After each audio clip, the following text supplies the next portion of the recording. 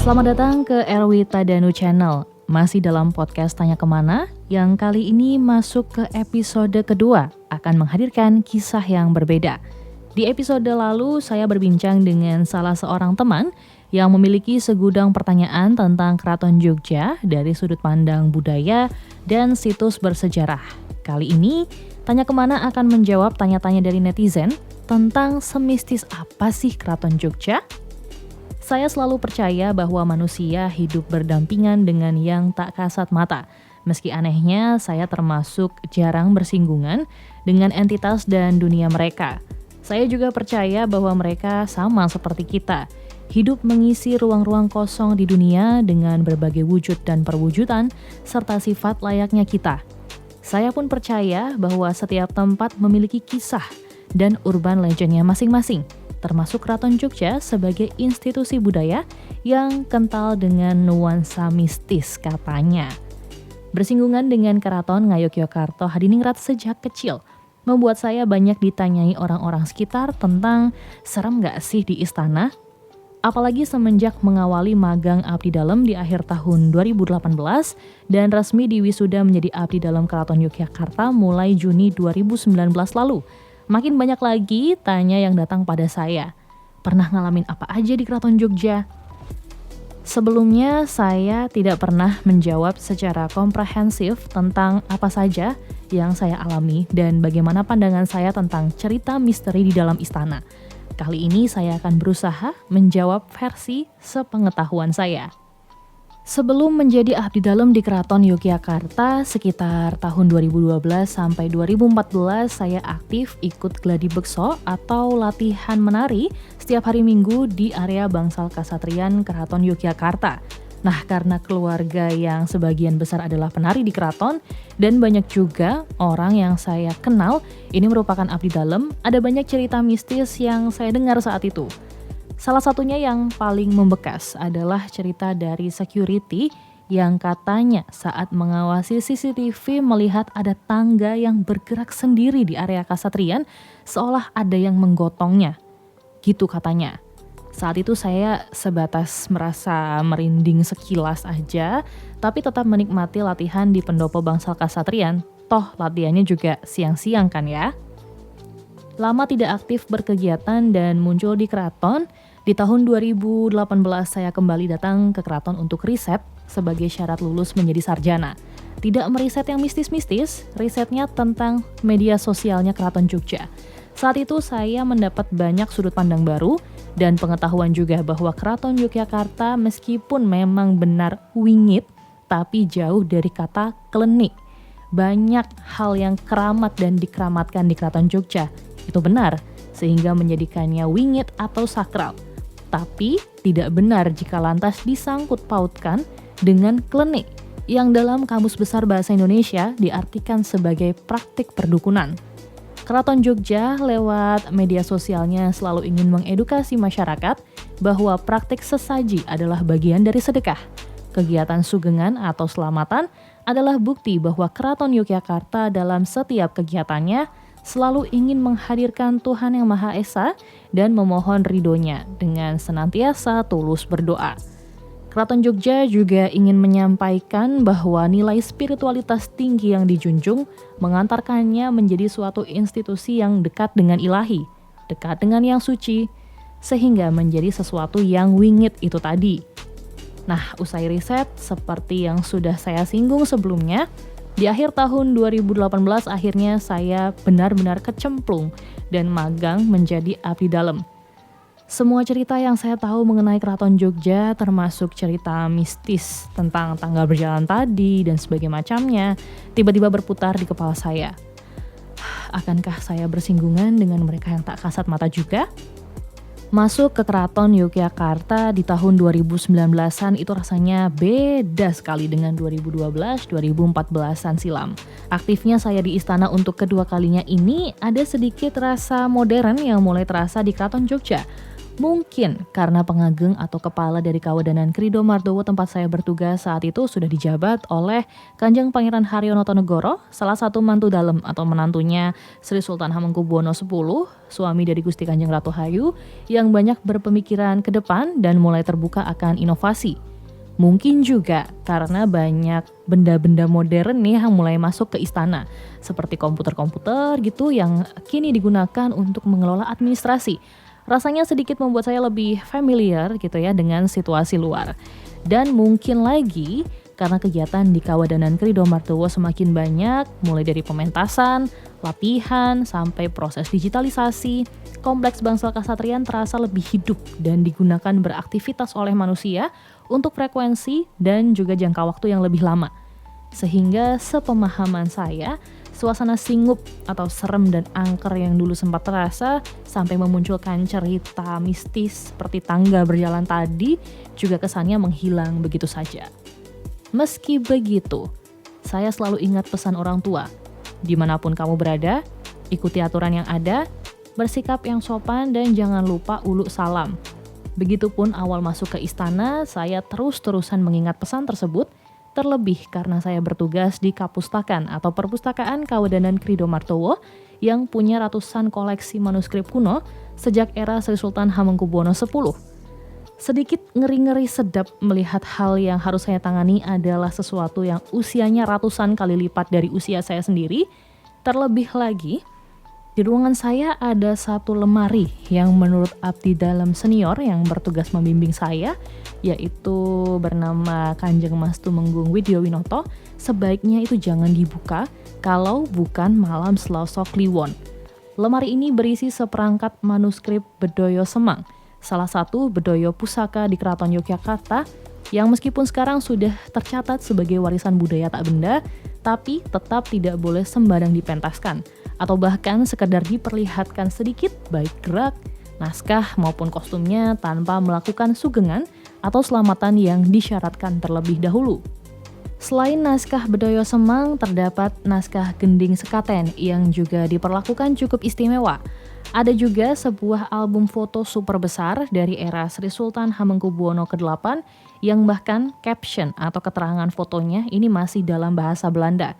Serta ada beberapa buku lain, termasuk beberapa buku baru yang entah juga saya kurang tahu kenapa diletakkan di sana. Awal magang dan menjadi abdi dalam, saya masih sebatas mendengar cerita.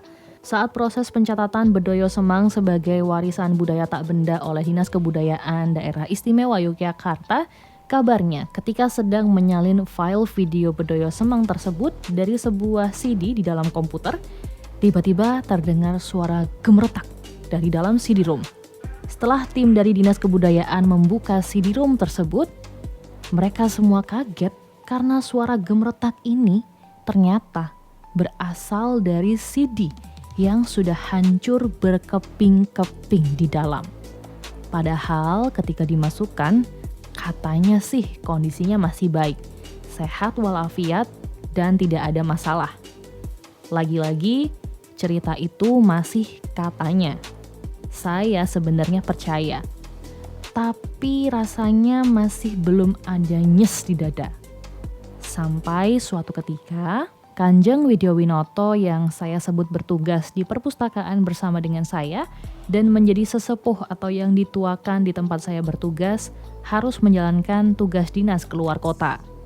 Saat itu saya marak atau bertugas sendiri di perpustakaan ketika salah satu tim pameran dari Kawedanan Hageng Nityo Budoyo datang dan meminta izin untuk memotret naskah yang akan dipamerkan di awal tahun 2019. Beberapa naskah yang ia minta masuk ke kategori naskah yang aman, yang memang bisa dibaca tanpa perlu prasyarat tertentu. Naskah-naskah tersebut kami bawa ke studio foto milik kami yang hanya berada di balik tembok perpustakaan tempat saya bertugas. Sebagaimana SOP-nya, saya mengenakan samir di dada dan membawa naskah-naskah tersebut dengan nampan perak yang berat tapi masih bisa saya sanggah. 1 naskah, 2 naskah, 3 naskah, baik-baik saja. Saya ikut menunggui naskahnya di studio foto, meski sebenarnya orang-orang yang ada di situ pun bisa saya percaya. karena salah satu yang bertugas di studio tersebut adalah sepupu saya sendiri.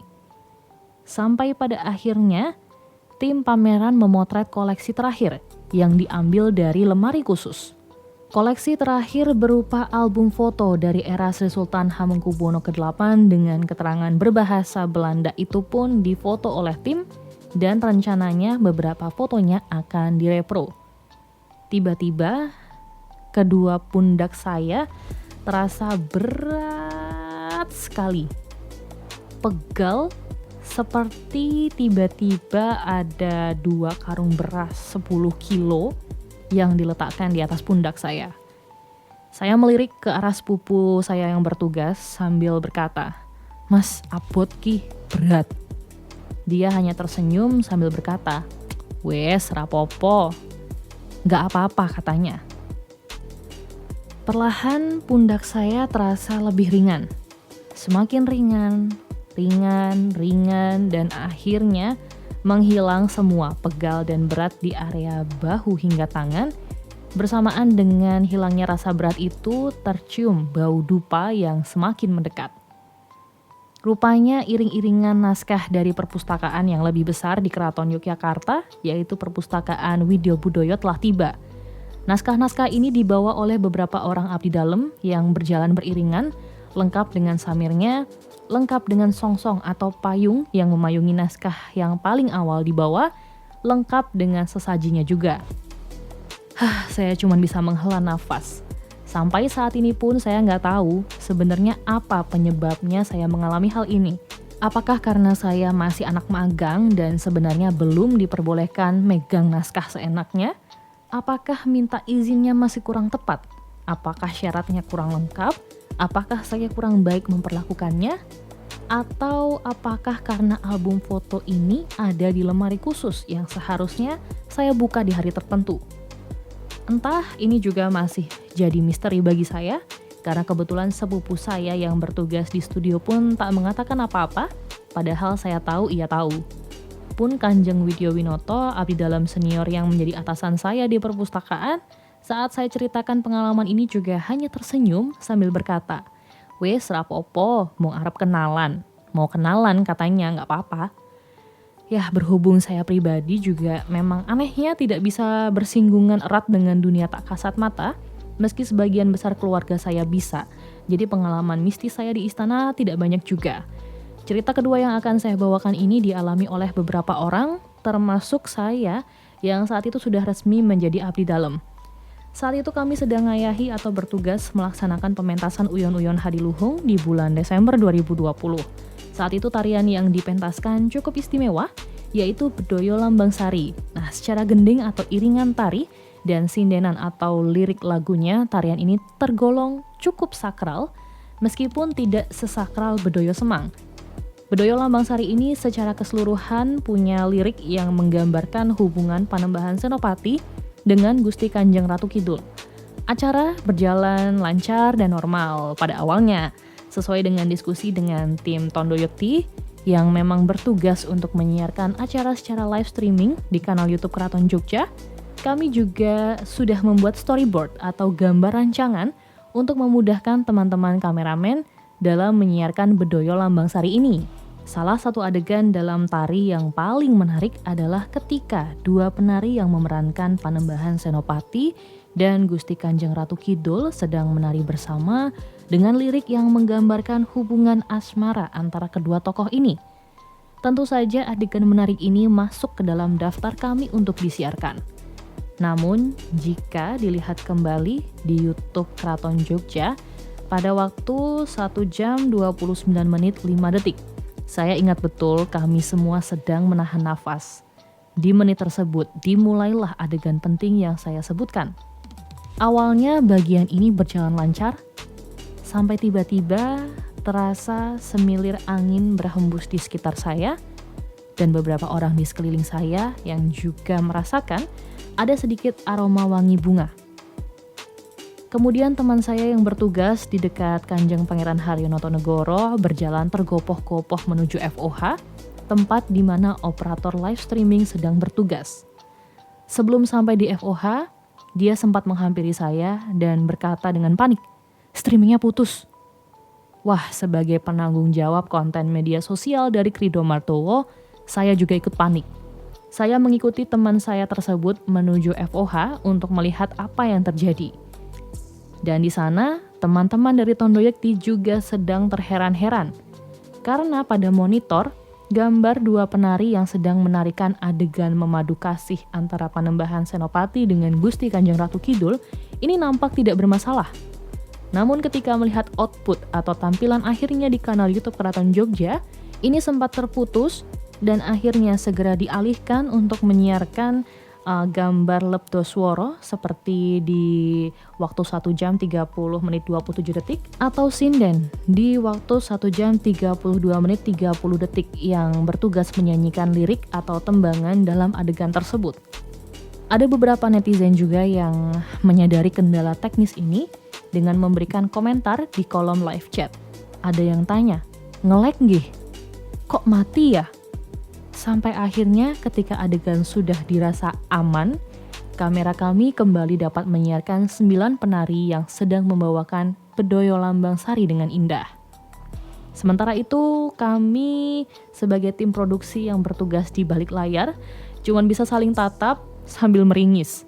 Saya dan teman saya pun kembali bertugas di sekitar area duduk Kanjeng Notonegoro dan beliau pun berkata, "Gak apa-apa, rakerso ditayangke kayaknya."